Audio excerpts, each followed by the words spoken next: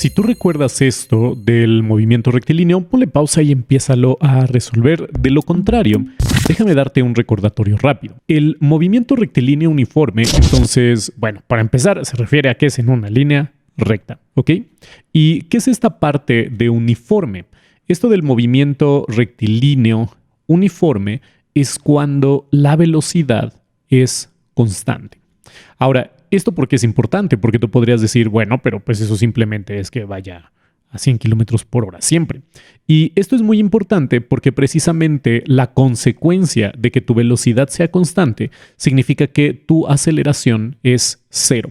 Recuerda que la aceleración tiene que ver con los cambios de velocidad.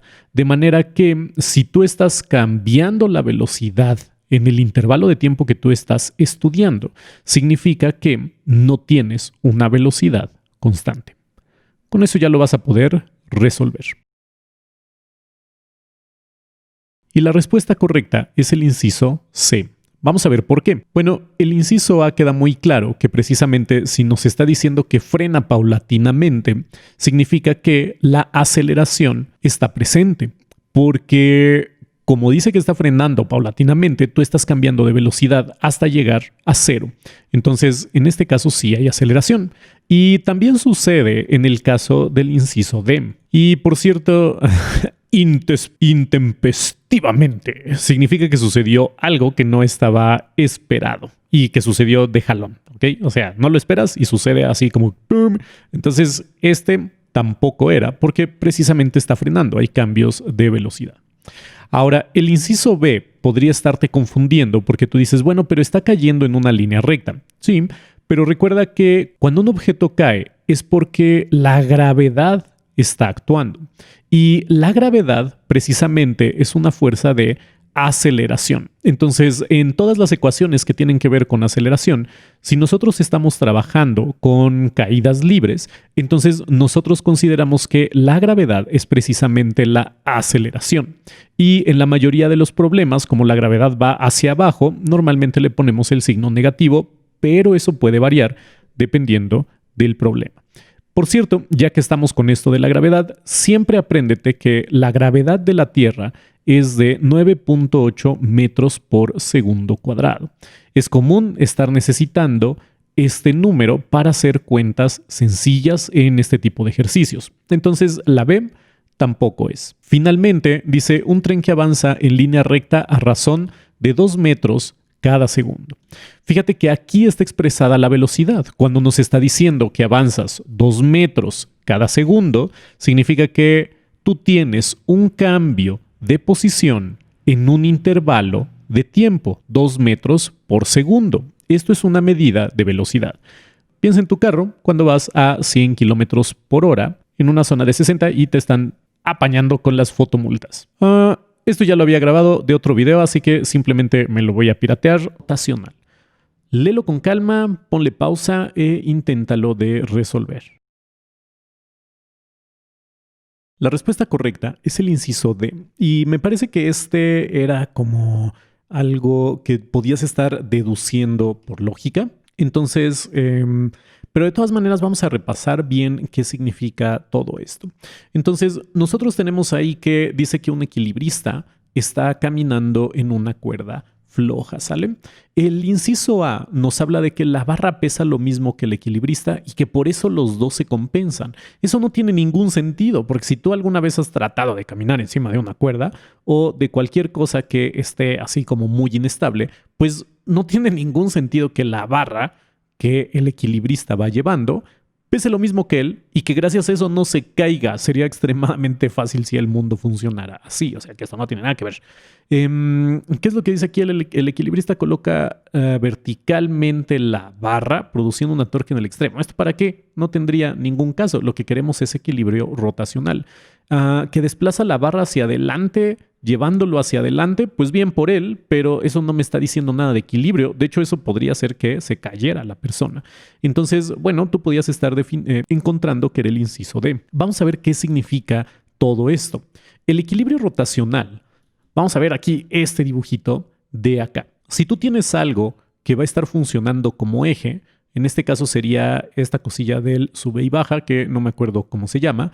Y estas dos personas se van a estar moviendo hacia arriba y hacia abajo. Ya ves cuando, bueno, a los que todavía les tocó jugar con estas cosas, que de repente te atorabas arriba y era así de que ya, déjame bajar. Y así de, no, ahí me voy a quedar. Pero entonces el chiste es que estas cosas están girando, están rotando alrededor de un eje. Y pues el equilibrio rotacional, como seguramente ya lo supusiste, es cuando esta cosa estuviera completamente parada, que no se fuera hacia un lado ni hacia el otro. Eso es un equilibrio rotacional, no está girando, no está rotando. Ahora, ¿qué es esta palabra de acá? La torca es una fuerza que tú necesitas para que algo se mueva sobre un eje. Piensa en una puerta, como esta de acá. Tú aquí tienes la cosita esta para abrir, ¿cómo se llama? La manija. Y entonces tú estás aplicando una fuerza sobre esta manijita para que la puerta gire en este eje. En este caso, este es el eje de tu puerta y eso es la torca. Cuando tú aplicas una fuerza para que algo gire sobre un eje, eso es una torca. Ejemplo de la torca, aparte de una puerta, pues piensa en las llantas de un carro. Si alguna vez has visto que vienen las medidas de la fuerza de la torca de una camioneta o de un jeep o cosas por el estilo, tiene que ver con la fuerza de rotación de las llantas. Entonces, esto dice, la barra horizontalmente produce una torca del lado derecho que equilibra a la del izquierdo. En este caso, piensa que el brazo o la mano de esta persona es como que el eje de rotación. De manera que si el lado derecho hace una fuerza por acá, tú vas a querer hacer una fuerza en el lado izquierdo contrario para que las cosas se vayan equilibrando. Y por eso es que pueden estar utilizando estas barras para que a la hora de que ellos sientan así de que ¡ay, me voy para allá! Entonces le echo un poquito de fuerza hacia el otro lado para equilibrar. Muy bien, ponle pausa, inténtalo hacer y regresa a ver qué sucedió. La respuesta correcta para este inciso es el inciso A. Entonces, vamos a ver, esto tiene que ver con energía cinética y energía potencial. Bueno, para esto es probable que nosotros vayamos a estar necesitando alguna de estas fórmulas. La energía potencial es mgh y la energía cinética es un medio de la masa por la velocidad al cuadrado. Y ok, esto es una v, ahí está, velocidad al cuadrado. No estoy seguro si las vayamos a necesitar, así que vamos a checar con calma. Nosotros tenemos entonces una bala que se está disparando hacia arriba. Esta bala pesa 7 kilogramos y sale a una velocidad de 120 metros por segundo. Queremos saber cuánta energía cinética tiene al salir y cuánta energía potencial tiene en la parte más alta. Bueno, antes de empezar a hacer las cuentas, vamos a repasar algunos conceptos que nos van a ayudar. Punto número 1. La energía potencial tiene que ver con la posición, ¿ok? Entonces, tú piensa en una liga, por ejemplo, que tú estás estirando. Entre más la estires, más energía vas a estar acumulando en la parte más estirada. Y si tú lo estiras todavía más, entonces vas a estar acumulando más energía que se va a liberar cuando tú lo sueltes. O sea, esa cantidad de energía depende de qué tanto le estás estirando, depende de su posición. En el caso de las cosas que se están cayendo, entonces tú vas a tener más energía. Si tú te estás, más energía potencial, si tú te estás aventando desde este último 24º piso, a que si tú te tratas de estar aventando desde el primer piso. Eso es la energía potencial. Ahora, la energía cinética, por eso es que la energía potencial está relacionada por esta cosa. Depende de la masa, es decir, qué tan gordo estás cuando tú vas a saltar y le vas a caer a alguna pobre persona incauta que va caminando por acá. Depende de la gravedad, porque esa es la fuerza con la que nos va a estar acelerando la Tierra hacia el piso.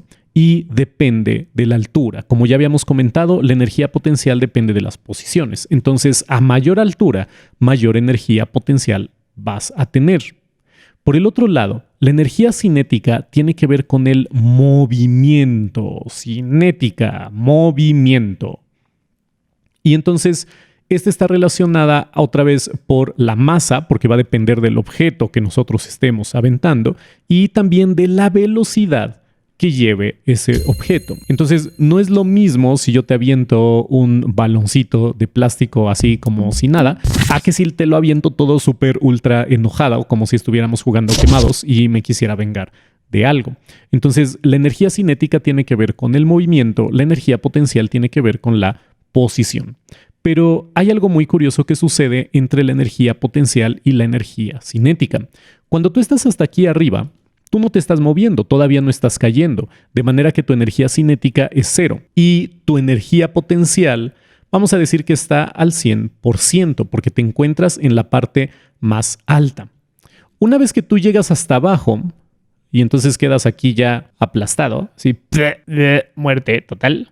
Entonces, en este punto, ya en el piso, tu energía potencial, pues ahora es 0, porque ya estás en el piso, ya no hay más a dónde caer, de manera que la energía potencial es 0 y tu energía cinética, justo en el momento en el que tú estabas tocando el piso, llega al 100%. Y aquí hay un intercambio de energía potencial entre energía cinética. Es decir, cuando tú estás saltando, toda tu energía potencial se va a ir convirtiendo en cinética y lo va a ir haciendo conforme tú vas cayendo. O sea que conforme tú vas cayendo, tu energía potencial va disminuyendo, pero tu energía cinética va aumentando. Entonces, con eso en mente, si a nosotros nos está preguntando cuánta energía potencial tiene en el punto más alto, la respuesta de esa parte en particular es 0. De manera que nosotros podemos estar viendo en todas estas ecuaciones que esta energía potencial se va a estar volviendo 0, 0, 0 y 0. Y con esta idea nosotros ya podemos estar descartando algunas opciones. Porque fíjate en el inciso C y en el inciso D, nosotros tenemos que 50.400 menos la energía potencial nos estaría dando 0. Y pues esto no puede ser. Además, esto significaría que tanto la energía cinética como la potencial son iguales y eso no puede estar sucediendo. Siempre son opuestas. Entonces, en definitiva, el inciso C, esto no nos estaría sirviendo. Y de hecho pasa lo mismo con el inciso D, simplemente que están utilizando otra medida. Entonces, esto tampoco puede ser. Sin embargo, en estas dos partes nosotros podemos ver que los resultados se quedan igual, o sea, 50.400 aquí, 50.400 acá, o sea que sí se está cumpliendo que la energía potencial sea 0. Entonces, nosotros tenemos que estar haciendo el desempate en las cuentas. Si nosotros ya sabemos que la energía potencial es 0, simplemente tenemos que comprobar el número de la energía cinética. Es decir, tenemos que ver si esta multiplicación nos va a dar 50.400 o si nos da 420. Y para eso vamos a checar rápido entonces nuestra ecuación, que es que la energía cinética es un medio de la masa por la velocidad al cuadrado. Si nosotros hacemos estas cuentas, entonces nosotros tendríamos aquí un medio de la masa, que sería la mitad de 7 kilos, ok, eso es 3.5 por la velocidad al cuadrado. Y recuerda que nosotros no tenemos que estar como obteniendo el resultado completo, ok. Simplemente con una aproximación va a ser suficiente para ahorrar tiempo. Entonces yo no tengo que hacer todas las cuentas, simplemente debo de notar que 120 al cuadrado, bueno, imagínate que tú tuvieras 100 al cuadrado, esto sería 100 por 100, o sea que nosotros estaríamos ya en 10,000. Entonces, en definitiva, no puede ser 420. Así que esto yo ya lo puedo estar tachando. Y por cierto, si tú quieres hacer la cuenta completa, te vas a dar cuenta de que sí da 50.400. Pero es un examen de admisión, no es necesario que hagas toda la cuenta. Es más, yo ni siquiera hubiera estado anotando todo. Simplemente desde la velocidad te hubieras dado cuenta que 120 al cuadrado está encima del orden de 10,000. Eso ya me da la indicación de que no podía ser la B, porque la B era un número muy pequeño. Si hubiera habido otra versión en la que estuviera muy parecido a 50.400, por ejemplo, que hubiera sido 52.400, ahí sí hubiera sido necesario realizar las multiplicaciones, pero es muy raro que te vayan a estar poniendo cosas así como tan cercanas, insisto, es un examen de admisión, no te pueden estar quitando mucho tiempo. ¿Cómo convertir de Celsius a Kelvin? Esto ya lo grabé del área 2, así que otra vez me lo voy a autopiratear. Fórmulas de Kelvin. Trata de hacer memoria a ver si la puedes recordar. El inciso correcto para esta pregunta es el B. Y pues no hay de otra más que aprendérselo, pero creo que podrías aprenderlo de una manera más sencilla. Para esto, lo que tú podrías estar recordando es que tienen una diferencia entre el Celsius y el Kelvin de 273 grados Kelvin, ¿ok? Entonces, en definitiva, este no me funciona porque este 32 tiene más que ver con el Fahrenheit, ¿ok? Y este de acá, este 1.8, pues no sabríamos de dónde llegó, o sea que esto no tiene sentido y tenemos que hacer el desempate de esto.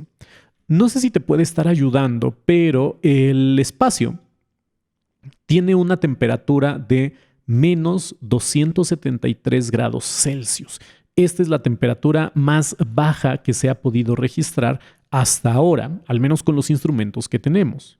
Y el Kelvin es una medida que se utiliza para la ciencia. El Kelvin, digamos que es como que la medida más chida y chipocluda. Y entonces, cuando nosotros hablamos del cero absoluto, las temperaturas más bajas, nosotros nos referimos a estas como un 0 grados Kelvin. O sea, el 0 de Kelvin se encuentra en menos 273 grados Celsius. Y si tú subes otros 273, entonces tú encontrarías aquí que el 273 de Kelvin es el 0 de Celsius, ¿ok?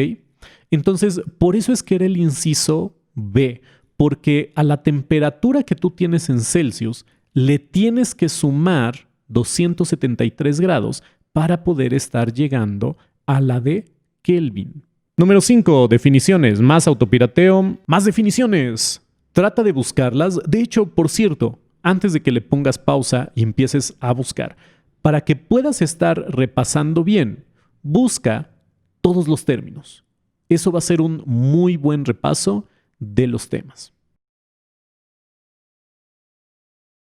Y bueno, ya que lo hayas buscado todo, entonces debiste haber visto que esto es la capacidad térmica específica. Número 6, más autopirateo.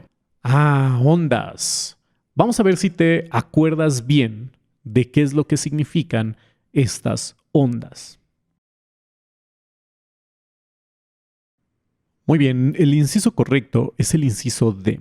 Y antes de que veamos bien por qué, tenemos que repasar algunas cosillas que te van a estar sirviendo, ¿ok? Entonces, el concepto de longitud de onda. La longitud de onda puedes pensarla como la distancia que hay de una cresta a una cresta, y la cresta es el punto más alto de tu onda. Entonces, estos dos puntitos que yo acabo de poner son unas crestas y esa es la longitud de la onda. O también la puedes estar considerando como la distancia desde un valle, que es el punto más bajo de tu onda, hasta el siguiente valle. Y la distancia que hay desde el valle hasta la cresta es precisamente tu amplitud, ¿ok? O sea que eso nos puede estar funcionando. Ahora, ¿qué es esta onda de los ciclos? Y me gustó porque está como muy sencillo para poderlo entender. Entonces, simplemente vamos a pensarlo como la repetición de un evento, ¿ok? O la repetición de una onda. Entonces, vamos a ver en dónde empiezan nuestras ondas. Y por cierto, vamos a ponerle aquí una línea que nos esté partiendo esta onda justo a la mitad. Bueno, ya vimos que el dibujo no está bien hecho. Esto tendría que estar siendo partido justo a la mitad aquí nuestras onditas, ¿ok? Y, por cierto, nos está hablando de una onda estacionaria. Lo único que significa es que esta onda no se está desplazando. Es decir, esta cuerdita está amarrada aquí en tu pared. O sea que no vas a estar moviendo la pared, digamos, conforme se va moviendo esta onda. Es una onda estacionaria porque estas cosas simplemente suben y este mismo punto, después de que sube, pues se va para abajo, ¿ok? Pero no hay un movimiento como tal porque, como te digo, esto está amarrado. No tendría ningún sentido que dijeras que empieza esta onda y que se te empiece a ir la cuerda, ¿no? Eso no tendría ningún caso.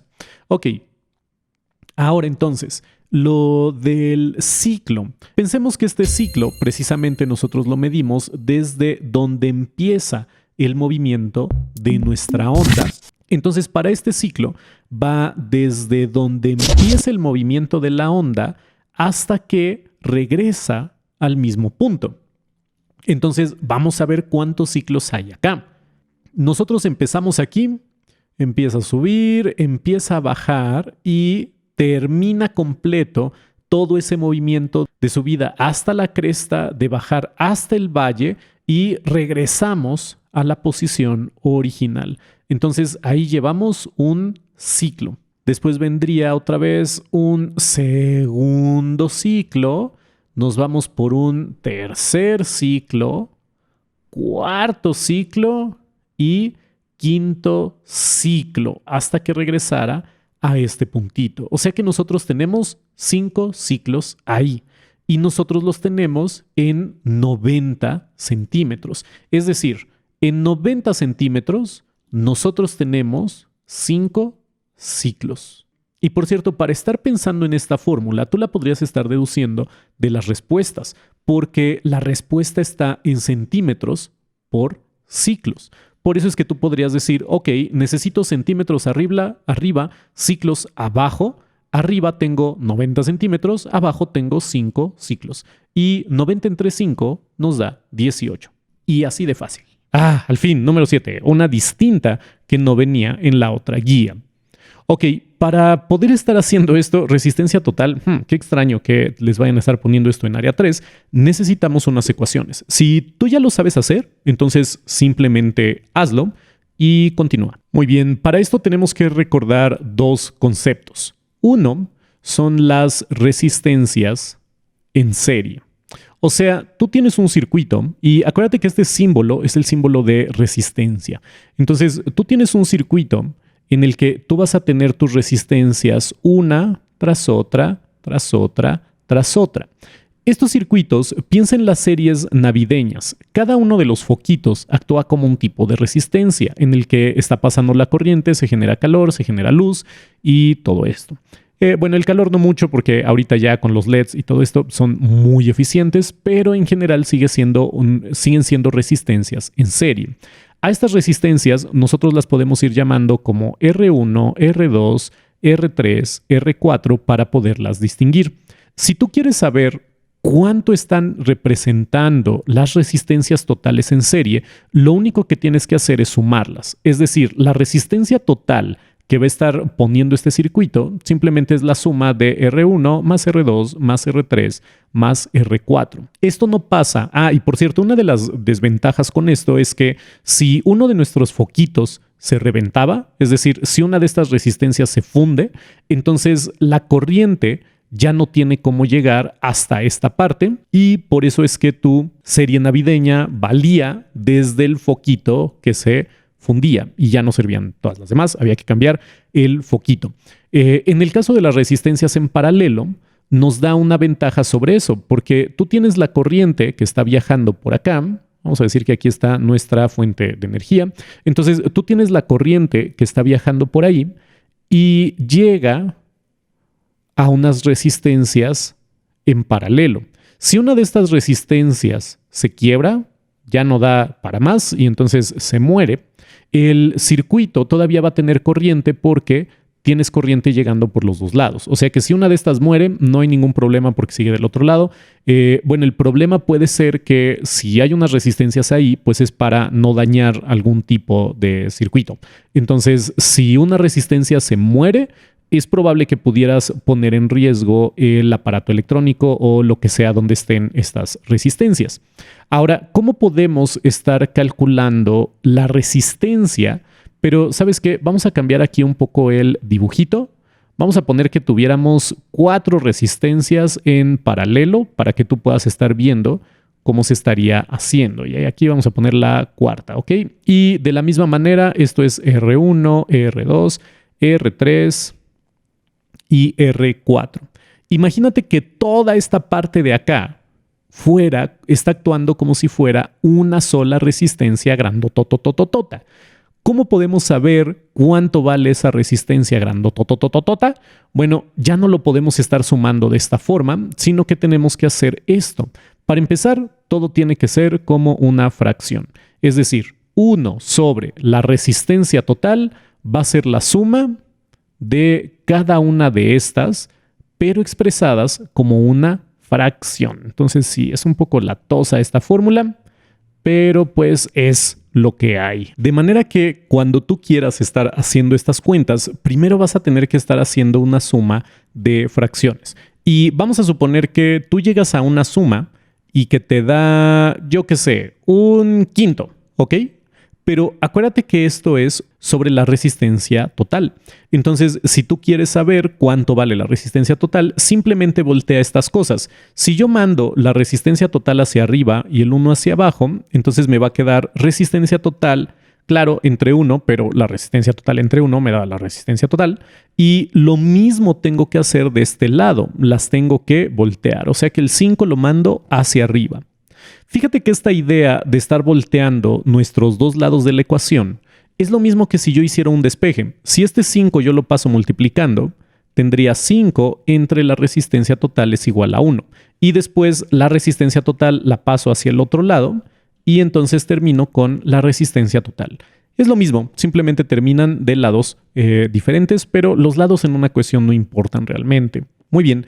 Con esto en mente, entonces nosotros vamos a tener que estar haciendo un poquito de cuentas por acá. Entonces, primero tenemos que ver cuánto valen estas dos resistencias unidas. Y para poder ver cuánto es ese valor, yo necesito estar haciendo 1 sobre 4 más 1 sobre 6. Así que realízala y regresa a ver si estás en lo correcto.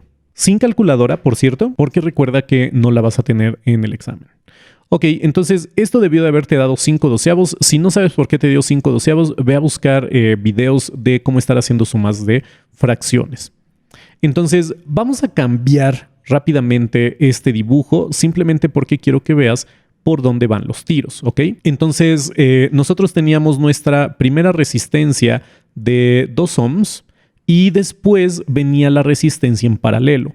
Pero ya vimos que esta resistencia en paralelo nosotros la podíamos calcular de esta forma, pero otra vez, muchísimo ojo, todavía no tenemos el valor que le correspondería a estas resistencias en paralelo, porque nosotros aquí tenemos 1 sobre la resistencia total. Entonces, el valor real de esta cosa, tenemos que invertir todo, ponemos la resistencia total arriba y volteamos esta fracción.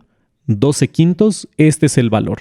O sea, imagínate que estas dos cosas tú la quisieras sustituir por una sola resistencia. Lo que estarías haciendo sería meter una sola resistencia de 12 quintos. Y esto, por cierto, sería aproximadamente ¿cuánto? Como 2 puntos y algo, ¿ok? Y esto va a ser suficiente para poder estar haciendo el ejercicio. De hecho, tú podrías haber descartado ya alguna de las opciones porque si tú te dabas cuenta de lo siguiente, si nosotros vamos a estar sumando estas resistencias y nuestro valor inicial es de 2, significa que cuando yo le sume otra resistencia más, forzosamente tiene que ser más grande que 2, de manera que el inciso D no nos iba a estar funcionando.